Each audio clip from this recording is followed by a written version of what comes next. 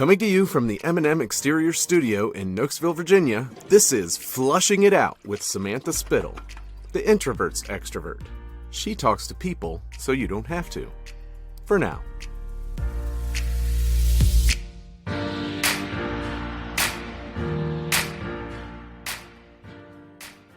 Well, Dawn, thank you so much for being here today. Thank you, Samantha. I'm so glad to be here. Dawn is an empowerment coach. She is someone who I think speaks so well to the mama bears and the papa bears, some terms she often uses. So, Dawn, why don't you introduce yourself? Well, Samantha, I am really an empowerment coach for mamas and papas, but mostly mamas because I'm a mama to 5 amazing young adults, and they continue to teach me about life every single day, and they are amazing humans. And I find myself in this strange place of missing them and living mostly an empty nest and just experiencing life with these young adults that we've raised. And I am passionate around mamas in particular coming to find the missing parts and pieces of themselves that somehow along the way got either lost or covered up or hidden, or perhaps they were just really there all along, but that mama or papa didn't really have time to think about it. And I'm passionate about parents coming off the hamster wheel and not living their lives just focused around parenting and career and go, go, go, and waking up one day to think, well, really, who am I? Mm-hmm. And now what? And so I know there's a way to keep all of us as we parent and as we have a career and hold a career. There's a way to really keep discovering all of ourselves. And that's what coaching is all about, right? Is discovering what it is we really want and what our purpose really is, and living very purposefully with our lives so that we are not just in a shuffle, an endless shuffle. I appreciate your perspective so much because, as you said, you're a mom to 5 grown children. And I have said this to you offline, and I'll say it to you online on the podcast, that I think your voice is a voice that needs to be heard, your perspective, because there's so, mommy blogs blew up, 10, 15 years ago.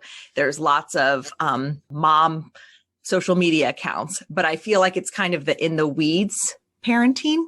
And that's kind of where I am too. My kids now are 8 and 10.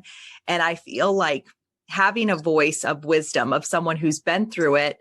And most importantly, not someone who says, it was all perfect and lovely, and here's my guide to do it. It's saying I'm constantly learning. And when you said my kids are constantly teaching me, to me, that's just such an open heart and open mind philosophy. And to have someone help guide you through, give you advice, give you insight, help walk beside you as you're, figuring this stuff out. I just think you have a really valuable insight. So I appreciate you. Yes, it's amazing to look back and think of how many decisions that I made related to my mama self, and was kind of almost guided and driven by that mama self. I was maintaining a career. I did a lot of traveling at the time. I was speaking and writing. And I think what happened is the decisions I made were based on what my kids needed and what our family needed. And that was the driving factor. And that sounds all well and good. And it sounds normal, right? Whatever normal is, right? Just a setting on our dryer, as that book says. But I think that I've come to realize that having that be your guiding decision maker, living your life with what your kids need. Well, what if you don't really, what if you think you know what they need at the time, and Yet as they get older, you come to see a different perspective. You're out of the weeds, as you say, and you're kind of high level view, looking back, looking down, and you realize maybe they didn't need me to be as strict or as focused around this particular area as I thought they did. Maybe I was creating a container of safety almost for them. And coaching's all about a safe container, right? But maybe I was creating this safe container, and maybe they were trying to show me that there really doesn't always need to be this container. What is safety? Yeah. Is the safe container kind of like that idea of sheltering Yes. your kids?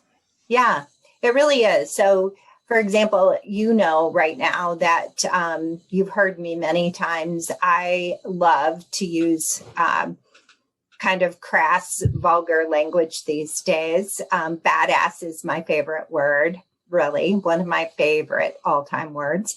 And when I was raising our kids, I was just so adamant and strict about all of the words that we would allow or not allow in our house. It sounds so funny now to hear myself say this, but stupid and dumb weren't even allowed, right? It was just that strict. And there was this container of words that were good for the family and words that were not.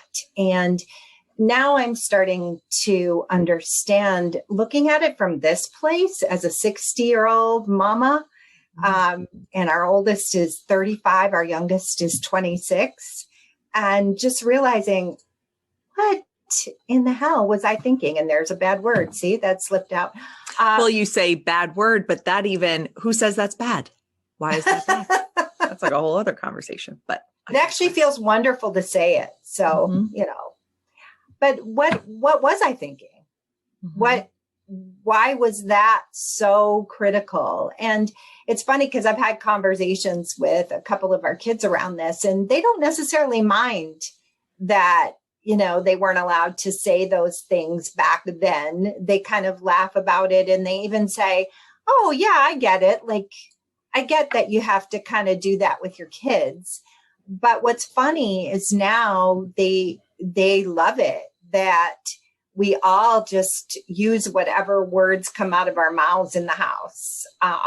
There's no need to censor. Like I think it's that freedom though. It's not that's why when I was listening to you, I'm like, it's not the lack of rules. Like what I hear you saying is not, oh, we shouldn't have had rules. Like, of course you need rules. And I think teaching kids about, when to use words and when to use their feelings. But if a certain word evokes that feeling that they're trying to, I feel like it's kind of, instead of making it just a rule for just the sake of a rule, and having it be more intentional with how you're parenting your kids, which you're an intentional person.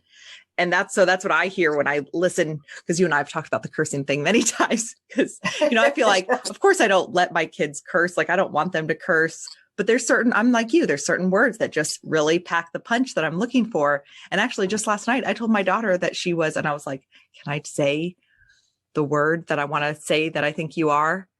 And I think some listeners might think I'm going down a bad road, but I said, you are a badass. And I just want you to know what a badass you are. And I could tell there was that twinkle in her eye, like, whoa, love it. A real deal. But, we try to, you don't use it's kind of the whole, when people say, oh, there's more words to your vocabulary, like, of course, yes, use those words, but some just pack the punch.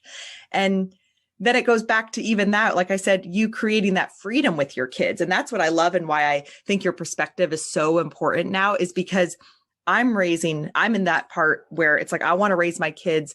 I want to be the mom, not the friend. I want to be the mom and all this stuff. But of course, my goal is that one day we can have a friendship, beyond just a mother-daughter relationship. And so that's why I think with you kind of navigating through all that, it's so so much wisdom to kind of help us get to that intentional place versus just living our life with rules for the sake of rules. And it's all about authenticity, right? Because without that, I mean, that for me right now, authenticity is my guiding value. I call it my North Star. So I've placed my values around a compass, right? And it starts with authenticity, and authenticity drives everything I do, anything I choose, the way I live my days.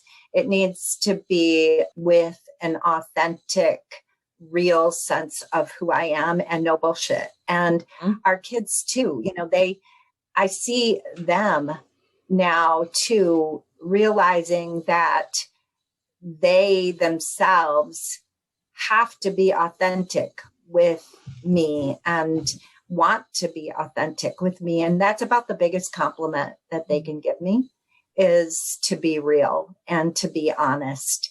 And if they can't shoot it straight with me and be real, then what do we have at the end of the day? If our relationship is based on anything less than that.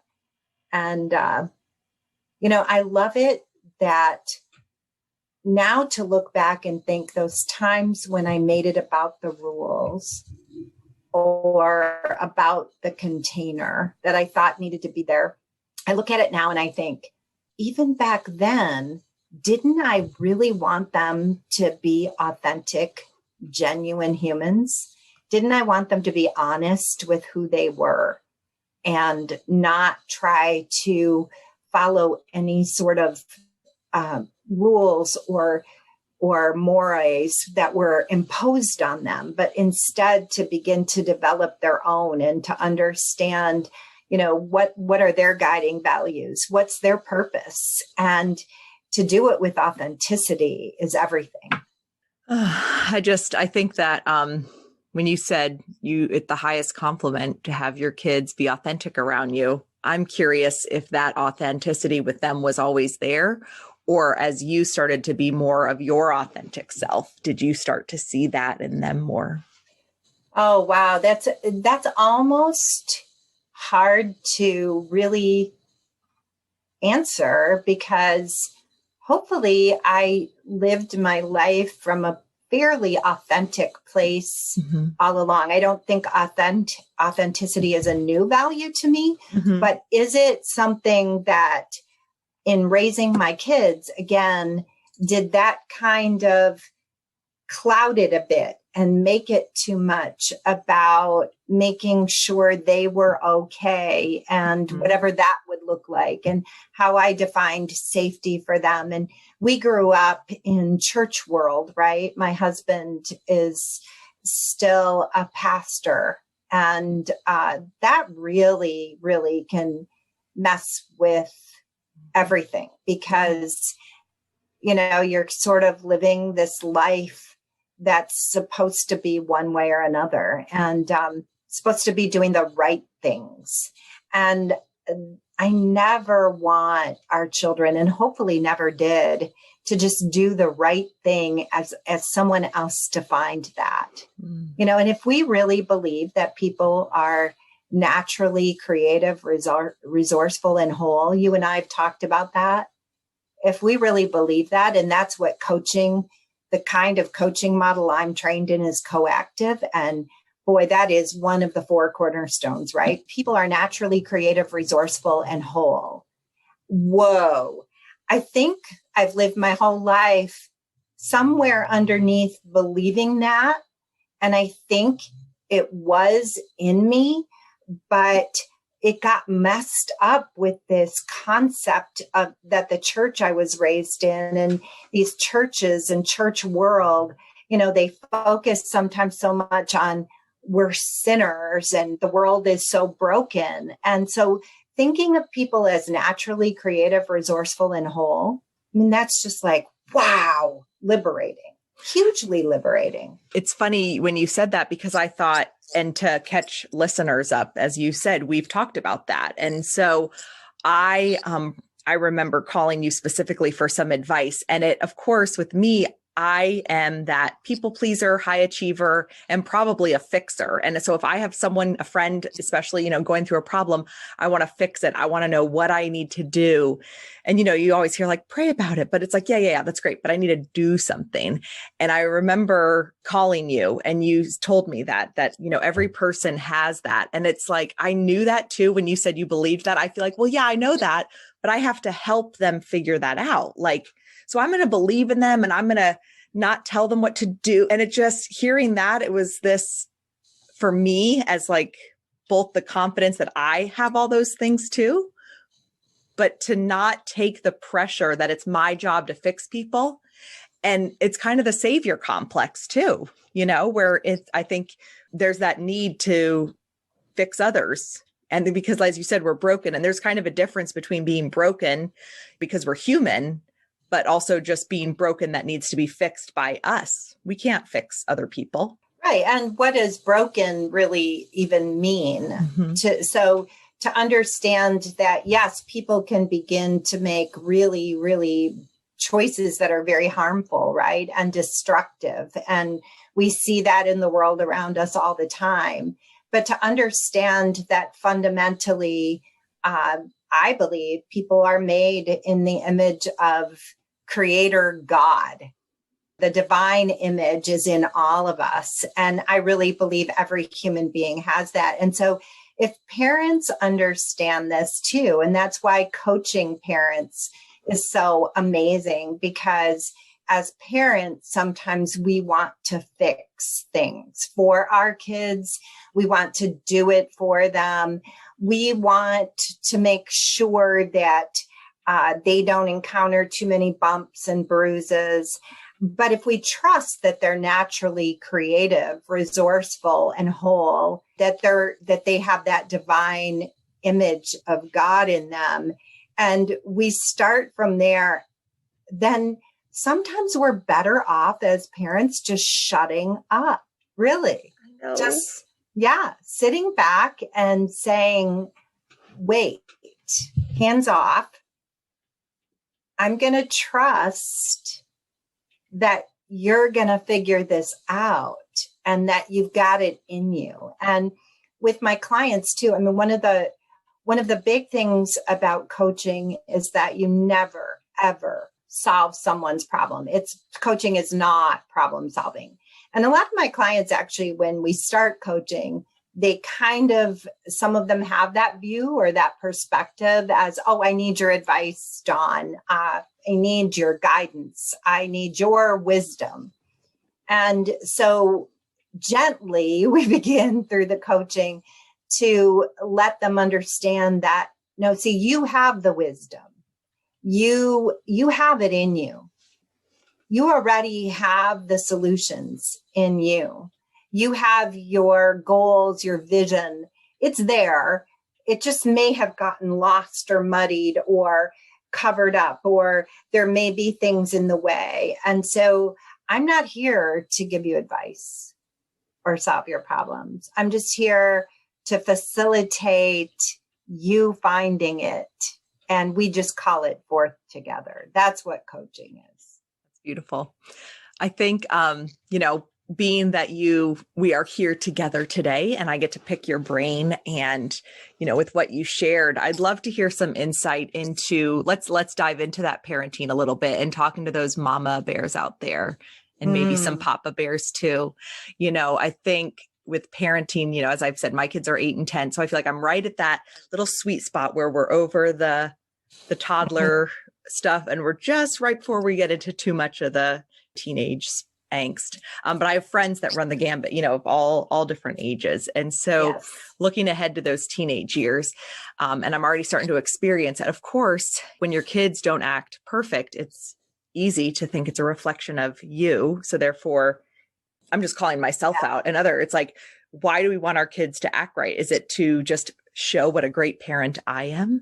Or is it to bring forth the best possible person they are? And so as teenagers start pushing the boundaries and having maybe different thoughts and opinions as you, what are some ways that both you walked through it and maybe now whether you see those things that worked or some different perspective shifts of, kind of some nuggets that people can plant to help walk through those seasons. Yeah. Listening is the biggest thing ever. Listening. And that's always been something, it's always been a gift of mine, to be a good listener. But with my kids, it was trying to listen in the same way that I would listen to others so easily. And it was much harder with our kids, because with our kids, like you said, we're so wrapped up in and invested in them turning out right, whatever in the hell that is too. Mm-hmm. And we're so invested in making sure that we do it right. And if we let go, if we just say, I don't need to worry about what right is, because each child is different. And a lot of times, you and I have talked about this too. Kids teach us all the time if we let them. Kids are profound.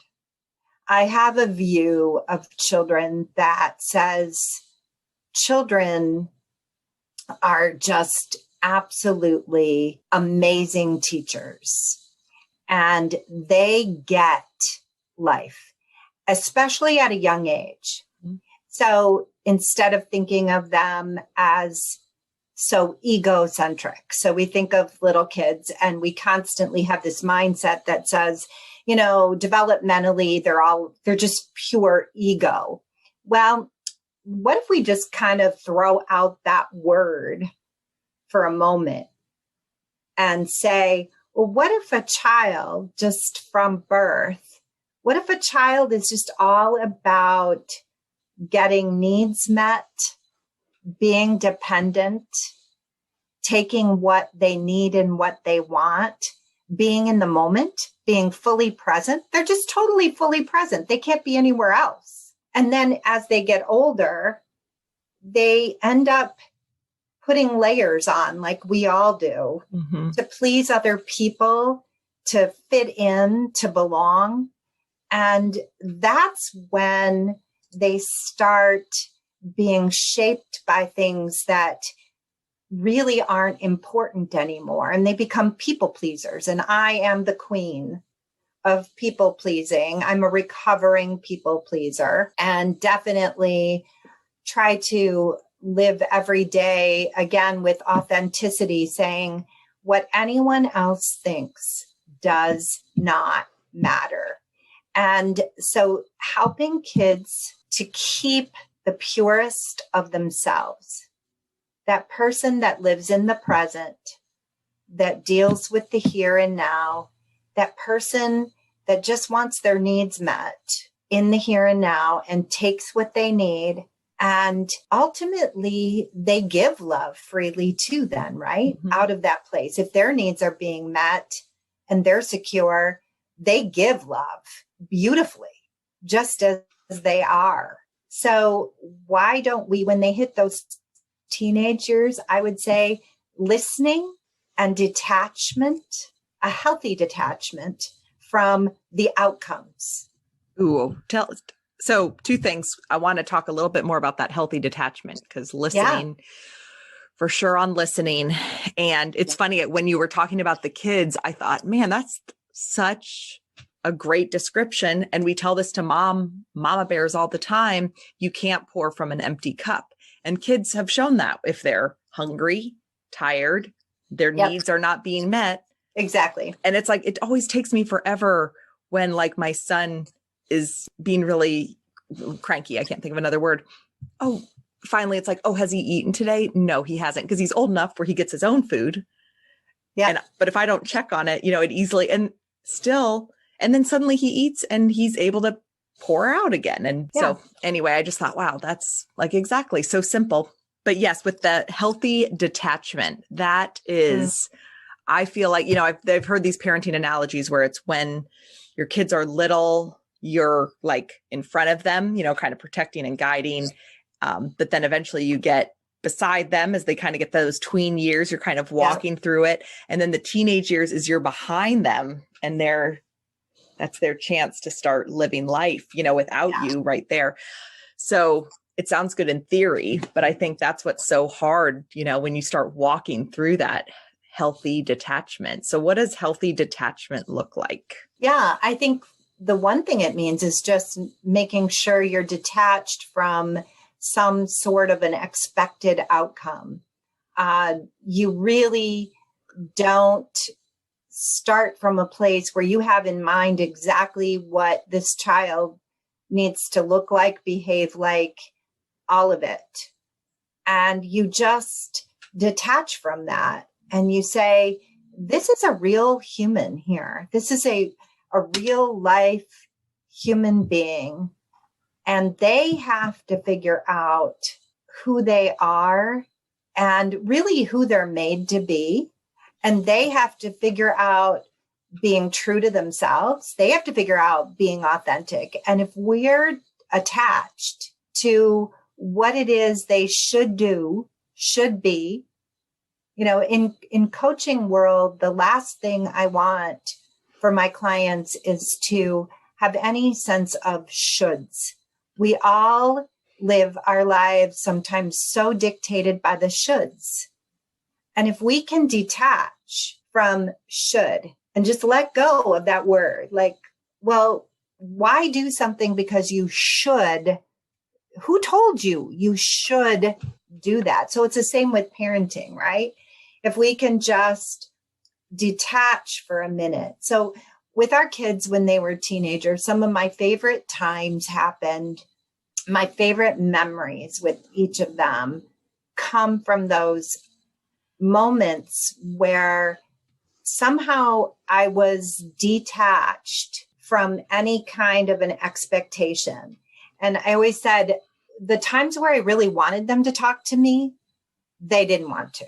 If I was looking for it and I really wanted this magical connection with them or wanted to find out their scoop, their info, they were having none of it, or they just weren't in a place for that. But if I could just be with them, be present with them, like you said, side by side or even behind them, and just let it unfold and not be attached to any of it, the things that would come out sometimes unexpectedly, it was magic. Lying in a bed with them at night, even as a teenager, the rare time where we were curled up on the bed to having a conversation, and I didn't even see that conversation coming. And I was blindsided by how they just started spewing words about something. And I didn't even know what had unleashed it in them. And I sort of held my breath like, oh my gosh, whoa. But they were trusting me with some vulnerable part of themselves, or with some of their stories or their friendships or what their feelings were. And somehow something in that moment felt safe to them and felt like a safe space. But again, I had to keep this level of detachment, this sense of, just because I'm having this magical moment doesn't mean I can pry too much. Doesn't mean that I need to ask for more of the scoop. And that being said, coaches are big on curiosity, right? Mm-hmm. Wild curiosity, I call it, with coaching, and I want my clients to hold their own self with wild curiosity, just be wildly curious about what's coming up. And, but with our kids, yes, we should be curious. But again, it's that curiosity with detachment. It's this sense of, I'm curious about you. I'm so curious, but I'm not attached to what I think you need to say right now, or what I think you need to be, and always being ready for that. Listening to you, I thought of something that happened when we were in Arizona, And my brother has dogs. He has 3 of his own, and he has a foster dog. And of course, it's always fun to compare parenting to dogs. And then we brought our 2. So we had lots of dogs there. And he has the foster dog who's very afraid of people. And so she's lived with my brother for 8 or 9 months, and my brother's pet her maybe 3 times. So she's very standoffish, but actually all the dogs made it better. And she was coming around a lot more. She was still standoffish. Eventually my mom fed her treats all month. She started eating, but we couldn't do too much more. You definitely couldn't reach out and pet her. If you move, she would run away. And so we were there for a month. And so the last day we were there, she let my mom pet her. And then she let my dad and ended up letting my son and me, it was a crazy, crazy thing. But the reason I'm telling the story, and because when you were talking about parenting, I just had this aha moment, which is you said, when they're talking to you, be curious, but temper it, kind of don't push too much. And when my mom was petting the dog, Coco, my brother said, because my mom had actually pet her throughout the month a few other times, but the dog would always run away. And my brother, as she was petting the dog, said, I should have told you this earlier, but if you're petting her, you should actually stop before she gets startled, because then she ends it on a good note. And so that's actually what my mom did. My mom was petting her, and then she stopped and, just kind of sat there. And the dog, for the first time, ever, leaned further into my mom and wanted to be petted more. And then that's when she let eventually my dad, son, and me. And so we had this whole talk on the way home that, if she gets to the point of where she's hurt, like scared, it triggers her. Yeah. Then she runs away. But if you provide that place where you end it, like where they're still in a good place. So that's like the dog analogy. But I'm thinking of these with parenting, and it's like when they open up to us, if we jump down their throat and, this is an opportunity, I need to explain to them what they should have done or what they could do next time, or share all my opinions with them because finally they're opening up to me. I need to get the scoop. It's like that spooks them, and they close. But if it's that like, you're sharing with me, great, I'll just take what you give me, be a nice open space. It creates that safer, you talk about safer environment, and there's no expectations like with the dog, like you're going to be a dog that I get to pet and love on, because that makes it about us versus what they need. So this whole detachment, like, I don't need to constantly be fixing you or working on you, or you're not my little project. You're actually a person, a real individual. Oh, absolutely. And you're beautiful. I mean, if we can view our kids as beautiful, which again, right? Detachment.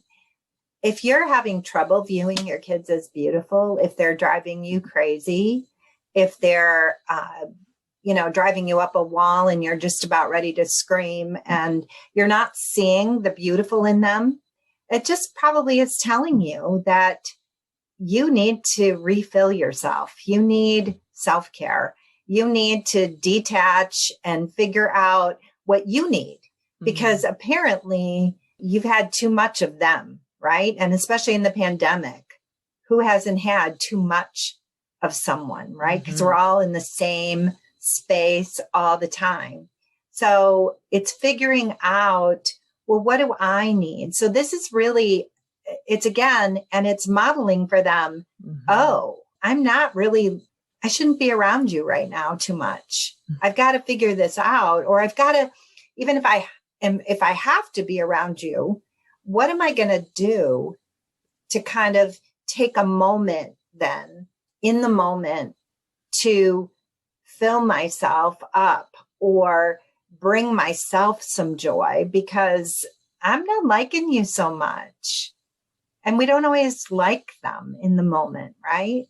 And we get sick of them. And sometimes they're being little shits, right? And they really are. And do we really want to be around them? No, not all the time. So yeah, it is a detachment. It's a sense, and that's what love is all about, right? It's love with this healthy detachment that says, I just love you. And I trust that we have everything we need. And I trust you have everything you need. And I trust that you're beautiful. And I don't want to make this about me. I'm just detached from that right now. And I'm able to be at peace. That's why, again, I see so many people on the hamster wheel. Mm-hmm. They really are. They're living their lives just going full tilt. I literally will have clients or different people that I bump into, or friends even, that will say things about, well, there's just no time. Like, I'm just going. I've got this, I've got that, I've got this, I've got that. And my heart kind of aches for them. And I think, oh, maybe just jump off that wheel. Just let yourself fly off of it and take some space. I'm huge on retreats, by the way. I don't think we've ever talked about that, but I'm just huge on solitude retreats. I am all about, I haven't done the solitude like totally by myself, but I'm open to it. But yes, I'm very big on that, getting away, because just kind of needing that space and whatnot. But it's funny, you talked about, so I'd love to hear more about that, but you also talked about with the kids. I was thinking how so often, whether it's parenting with kids or any sort of relationship, I've talked a lot about, thank you for the opportunity when stuff comes up that kind of rattles us. It's that opportunity to really, what's going on inside of us. And I feel like what a lot of my coaching friends and mentors and whatnot have kind of helped is, I love, and I've talked about this a lot with my pastor, is it's the whole, what is this relationship triggering in me? So what's that stuff I have to work out? And I think it's even more so true with our kids. And I know for me, when you said, like kids can be little shits, it's like, I can be a little shit too.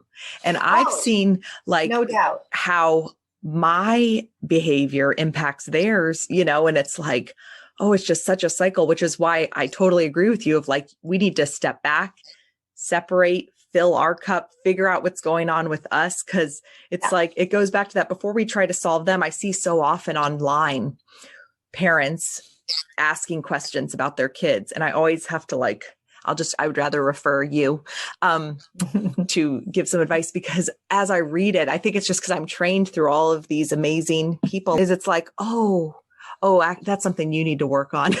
Like, that's your own. And that's good. And that's just also because the journey I've been on, kind of like, I'm kind of worried about this behavior or this kind of thing. And it's like time and time again, it was like, that's just something that you struggle with. And the more you model and work on your own stuff with anxiety and things like that, that helps your kids so much more than trying to fix and change them. When you work on you, that naturally gets passed on to them. Yeah. And I think, I know so many parents of special needs kids.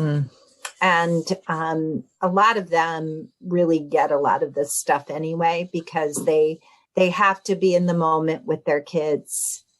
Sometimes they even have to be detached from any expectations of outcomes, but yet they're mama bear advocates beyond belief. They advocate for that child, and they are just relentlessly advocating. And I think when I coach a parent of a special needs child, my whole perspective is, yes, I love your advocacy for your child, but what does advocacy for yourself look like? What does it look like to be a mama bear for yourself, or a papa bear? And I think that's where I'm just scratching the surface of that at age 60. I think I'm realizing that I probably was not nearly as much a mama bear for myself as I should have been back in the day. That being that mama bear for my own self is critical, because how do you be a mama bear for anyone else if you're not even doing that for yourself? And I'm really only beginning to understand that. I think that's where that foundation comes in, and I'm learning that too. And it's funny because I had this realization over this past year too, that for other people, great, great, great. But it's always yourself that seems to take the back seat. We keep repeating these same things generation to generation. And I don't understand why it's taking so long for myself. And not just, it's like, wait, we have to fix us before we can fix others. If we just keep focusing on the next generation, if we keep focusing on our kids and not focus on us, all we keep doing is repeating the same stuff. Yeah. And again, we talked earlier about listening, and it's that listening, that deep listening to what we need, what we ourselves need, and to what others need, but listening for what they're saying and not saying and what's in the environment around us. Listening's an amazing tool. And I think one of the things that makes me always sit back and just, I'm a little startled by it, is the amount of people who never get quiet enough to listen to themselves. They're almost afraid of it. I have a lot of people who will say to me, "Oh, well, I don't want to be alone. Yeah. Like I don't like being alone. And when I am alone, I fill up with noise, and I turn on the TV and I do this and I do that. And I don't like being alone. That's not a comfortable place. I don't want to do too much thinking." And I just think to myself, oh, but you'd be amazed if you just really turn off all the noise and you just listen in the silence. You'll be amazed what you discover, and you'll be amazed at how beautiful it actually is. Mm-hmm. If you can just get past that fear, right? Fear is so debilitating. Mm-hmm. That's where the pandemic, I know for me, being a go-go person, I thought I would struggle a lot more, when things shut down. But I think because I was at that place where I was really leaning into myself and just kind of working through stuff, I was able to see the benefit of having that space and time and quiet. And it's funny because to kind of wrap it up, I was thinking as you were saying that, how, you and I don't know if you do this all the time because I've started doing it, but asking each other, how are you showing up right now? And I just love that question because I've talked on episodes before about connecting with people. And one thing that I do, and I think you do it too, is that when we see a crack in someone, just something isn't right, I think we both kind of gently lean into it a little. And I think so often when we're so go, go, go and everything's so loud, just people ignore those cracks, no time physically and no emotional reserve to be able to lean into those cracks. But that's so much what we need is connection with people and friendship. And so I just love, that idea of asking not only our friends, but our kids, how are you showing up right now? Because if we're always expecting them, it's like when you sit down at the dinner table, it's like, oh, this is how we act at the dinner table. Well, they might not be showing up in their best dinner behavior. So that's just something that I wanted to share with listeners if they're not privy to working with you yet, that you just are great at checking in with everyone's space that you're in. So yeah, I think coaches definitely, that's what we're all about, is the check-in first, right? You can't really move forward until you've checked in and acknowledged where you are at present. And sometimes people they show you that little crack. And then as a coach, maybe I want to lean into the crack a little bit. But again, it's really listening to whether or not they're ready to go and open that crack, or if something else is on their mind. And it's all about letting them guide it, right? Because they're naturally creative, resourceful. Yes. Yeah. That's why I love that you said that, because it's giving people the opportunity, like if they want to share. And that's something, this is a whole other, and we're wrapping it up, but like I've talked with friends with grief and trauma that so often they're not given the space to talk. And I think with the kids too, just wrapping that back into this, I've noticed just with my own daughter, sometimes she shared stuff with me and has said, I'm so glad to have someone to talk to. And I think, well, I'm always here, but I'm not really always here. Sometimes I'm on my cell phone, distracted. And so just kind of giving people that space and letting them decide. I love that you reminded me of that, letting them decide if they want to lean into that more. So, right. And not holding any expectations about where the conversation's going to go, just being, again, that kind of healthy detachment from it, but just being available. Yeah. Well, Dawn, thank you so much. I always love, I'm always encouraged by your wisdom and your insight. And if people want to follow you more and get in touch with you, how can they do that? Well, my coaching is Yes to Life coaching. And that comes because really I've said yes to life myself, especially this journey through coaching after kids are grown, and just understanding that yes to life for me partly includes this beautiful coaching journey. So Yes to Life coaching is ytlcoaching.com. They can find me there. They can find me on social media at Yes to Life Coaching on Facebook and Instagram too. And definitely, they can find me in groups of other entrepreneurs, because I am really learning and always trying to grow and figure out what an entrepreneurial life looks like. This is a brand new thing for me since 2019. So I'm where other entrepreneurs are, especially female entrepreneurs, and always learning and growing from them. Yep. Same. Well, thank you. I look forward to getting more of your insights in the future and having Thank you, people. Samantha. This was wonderful. Anytime I'm with you is always a gift. Well, I'm glad we got to talk about this on the podcast, but I really enjoy our offline conversations even more, because then we can really dig through that shit and get real. And maybe even drop a couple other words. Yes. That we might not drop here. And that's a wrap for now. Thanks for listening to Flushing It Out with Samantha Spittle. Please visit our website at flushingitout.com for all things Flushing, and be sure to subscribe.